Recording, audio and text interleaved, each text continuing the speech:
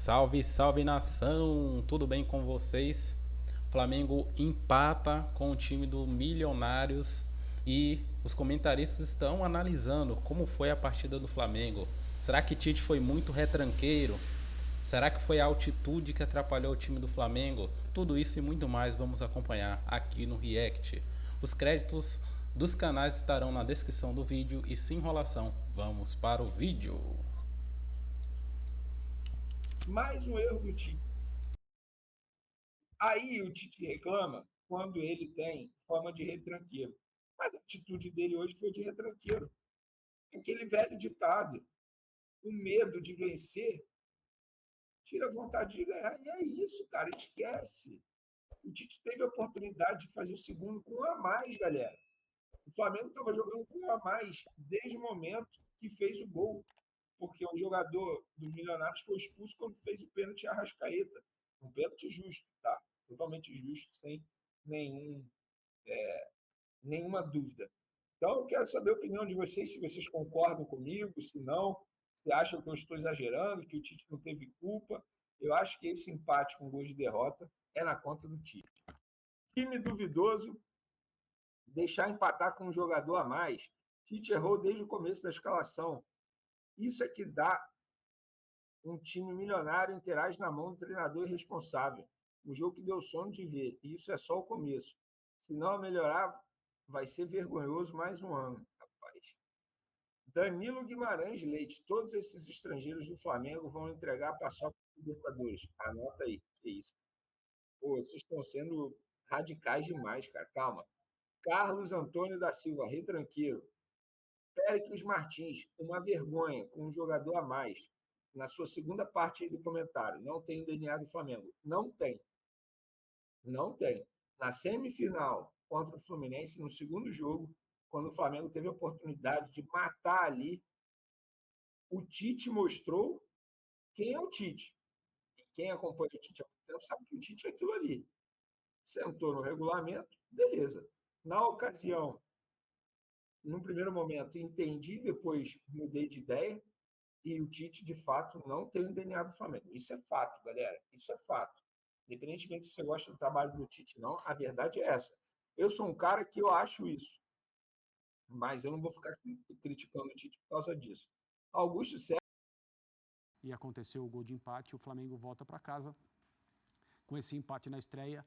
Não era o que ele queria, evidentemente, e não era o que deveria acontecer se a gente pensar nas diferenças técnicas que existem entre o Flamengo e o Milionários. Pois é um Tite também que tenta dosar a sua equipe. Em alguns momentos você vê que ele está tentando entender quem é que está bem para continuar a partida. Ele faz algumas substituições, mas ele entra também com um time ali, a gente pode, não sei se misto, mas alguns jogadores que não são titulares também, principalmente na defesa, a gente consegue enxergar isso. Bom, mas é um Flamengo que leva o seu primeiro gol com um time titular. O Tite com um jogador a mais a partir dos 20 minutos do segundo tempo e ainda assim sofrendo, Mari. Sim. Você também achou a palavra decepcionante para essa partida ideal? Sim. Boa noite, amigos. Boa noite, fã de esportes que nos acompanha. Eu acho que o empate ele é aceitável, não fosse o desempenho do Flamengo. Eu acho que tem maneiras de você empatar e você comemorar um ponto na altitude. É válido. Mas o Flamengo, ele não jogou para empatar. O Flamengo, ele jogou para perder a partida. Assim, ele termina o primeiro tempo com 3 finalizações. E eu acho que tem estratégias para você jogar na altitude.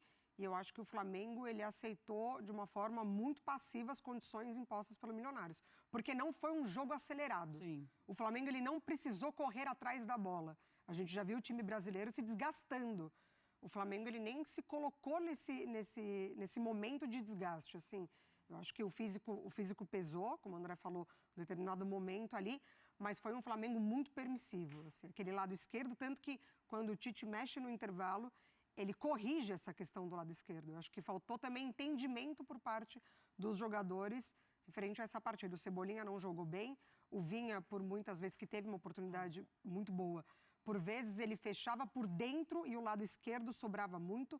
O Igor Jesus também não recompunha por ali. Então o Alan entra e corrige essa maneira defensiva do Flamengo e ajuda também lá na frente. O Arrascaeta muito sozinho na construção das jogadas ali, tanto que o gol sai no momento em que tem uma aproximação maior com ele, pro lado do Pulgar, mas eu achei que a estratégia de jogo do Flamengo não funcionou, assim, na verdade eu não consigo nem te dizer qual foi a estratégia, porque eu achei um time tão permissivo que faltou muito do Flamengo hoje. Acho que a gente vai falar muito, e assim, outros companheiros também, na hora de analisar a atuação do Flamengo, na ausência do De La Cruz, né? Sim, ele sentiu uma febre, né? Antes fica doente. Está doente, não pode jogar, não adianta a gente nem, como seria? Não dá, não é uma questão de, o jogador tem uma lesão, será que dá para jogar ou não dá? Não, o cara tá doente, não tem como, né? E ele é uma presença nesse time do Flamengo muito importante, porque ele cobre muito campo, ele marca muito bem, as tarefas defensivas que o Tite dá a ele, o Tite tem certeza absoluta que elas vão ser bem aplicadas e ele sai para jogar, porque ele tem muito fôlego, ele aparece no ataque, é um jogador muito completo. O Flamengo tem recebido do De La Cruz exatamente aquilo que ele imaginava quando fez essa contratação. A ausência dele é um problema, e é um problema que hoje o Flamengo não conseguiu resolver. Mas eu não sei se dá para a gente atribuir o mau jogo que o Flamengo fez à ausência de um jogador só, Sim. E no caso desse jogador, por mais importante que ele seja. Porque a diferença técnica, como eu disse agora há pouco, é muito grande. O Flamengo é algumas vezes melhor time de futebol do que o Milionário, para não falar várias vezes. Existe um problema fisiológico a 2.600 acima do nível do mar. É claro, eles não disserem que isso aconteceu, se o próprio Tite na entrevista, tomara que ele seja perguntado a respeito disso, também não corrobore essa impressão. De qualquer maneira, é um comentário feito sem nenhuma informação. É uma impressão, impressão do que Mas eu também tive, até um pouco antes, André, a partir dos 18 eu já vi o time assim mais cansado.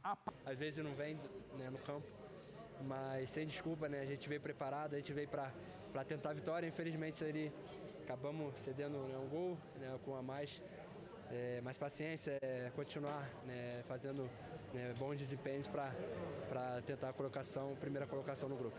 ¿Qué cualidades tuvo el equipo de Millonarios hoy contra el Mengão?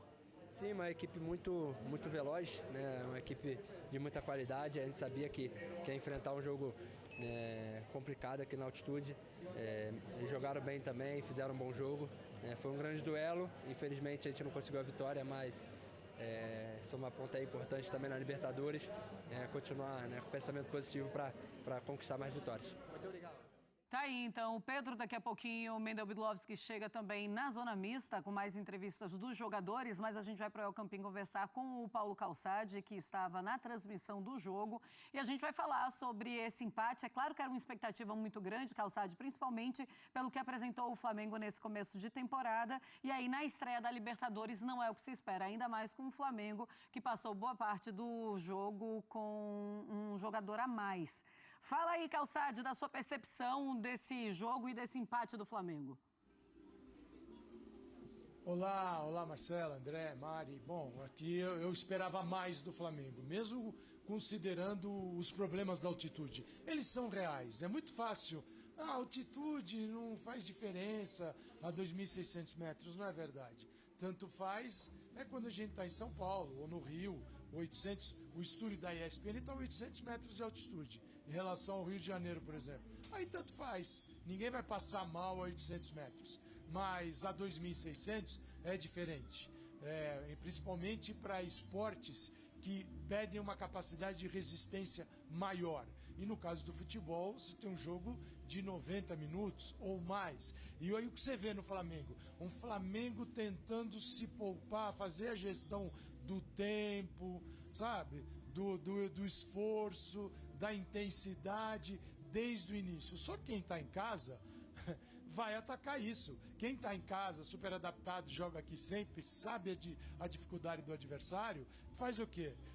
Pressiona mais, tem mais intensidade, e foi o que faltou ao rubro-negro. A intensidade, com o passar do tempo, foi caindo, e aí você chama o adversário para cima. Então, situações que nós vimos aqui de gol até para os Milionários e algumas vantagens no interior da área, a gente não vai ver quando o jogo for ao nível do mar. O Flamengo vai ser bem superior. Então o que não se viu foi esse poder técnico que tem o Flamengo na América do Sul, ele aqui ficou distante, porque a sua capacidade de competir, ela estava mais baixa. Nessa altitude aqui, a absorção de oxigênio, para resumir o resumo do resumo, né? A ciência não é assim tão resumida, mas é 25% menor. Com 25% menor, quem precisa de resistência tem uma queda muito grande. E é isso que a gente viu no time do Flamengo. Como a bola também, pela resistência, né, na composição de gases aqui da atmosfera, a esta altitude, a 2.000 metros, é como se você tivesse, quando você chutasse a bola no gol, você tivesse a seu favor um vento de 1,5 metro por segundo a seu favor. Quer dizer, por isso que não tem resistência. É por isso que eles chutam o tempo todo, de qualquer lugar. Tanto que o aquecimento do Flamengo foi um bombardeio no Rossi, para ele pegar o tempo da bola. Porque ela chega mais rápido. São detalhezinhos que podem mudar um jogo de futebol. É que a gente sempre trabalha na exceção. Quem vem para altitude e não está nem aí, ganha o jogo facilmente, diz, está vendo? Ela não faz diferença. Não foi o que eu vi e pude comprovar hoje. Cebolinha, sentiu. O Alan, que entrou no segundo tempo, jogou como se estivesse no Maracanã e melhorou muito o time. O que não deu certo foi a alteração, porque quando o Tite vê o Emerson Rivaldo entrando, que é o jogador mais rápido do time, ele bota o Ayrton Lucas para aquecer, quando o Ayrton entra está 1-0, justamente por aquele setor que tinha duas atuações apagadas, a do Cebolinha e a do Vinha. Então no setor esquerdo, que é por onde sai o gol. Então são detalhes do jogo. Mas a altitude não faz diferença? Faz. E hoje eu pude comprovar aqui que faz. Para nós está tudo bem, mas eu não estou correndo. Estou paradinho aqui e está tudo bem. Moça, falando da zaga, o Davi Luiz no lugar do Léo Pereira, o Léo Ortiz que fica no banco de reservas. O que é que você achou das escolhas do Tite para a partida? O Tite, ele tem eu não diria hoje uma preferência, mas ele tem uma preferência nas escolhas, não é técnica, talvez.